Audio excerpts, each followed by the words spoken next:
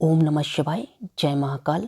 जैसा कि आपको पता है, कल 6 जनवरी है और कल साल की पहली पूर्णिमा है।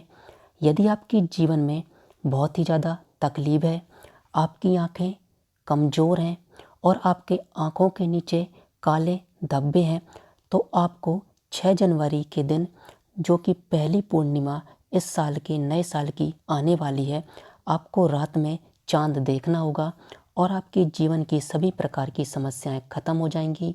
यह जो उपाय है, यह उपाय पूज्य गुरु जी ने अपनी कथा के दौरान ही बताया था।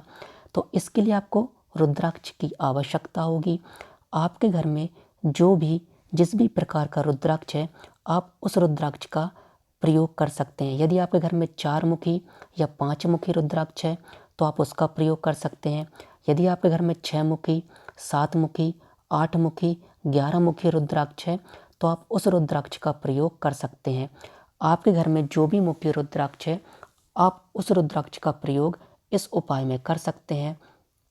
आपको क्या करना है, अब आपको रात में 9 बजे के बाद जब भी चांद निकलता है, आपको अपने छत पे जाना है अपने रुद्राक्ष को साथ लेकर। अब कुछ लोग पूछेंगे, क्योंकि अभी बादल छाए रहते हैं तो चांद दिखाई नहीं देता, तो कुछ जगहों पर चांद दिखाई देने लगा है। यदि आप पर महादेव की कृपा होगी तो आपको कल के दिन चांद अवश्य दिखाई देगा।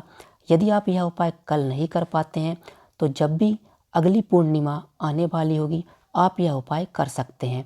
तो अब आपको क्या करना है, इस प्रकार आपको अपने हाथों में रुद्राक्ष लेना होगा और जो रुद्राक्ष का यह जो छेद होता है, इस छेद से आपको चंद्रमा को देखना होगा।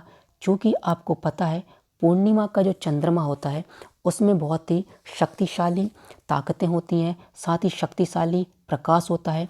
जब आप इस रुद्राक्ष के छेद से जब आप अपनी आँखों से इस छेद की मदद से आप चंद्रमा को देखेंगे तो पहला फ़ायदा यह होगा कि आपकी आँखों की रोशनी तेज होगी।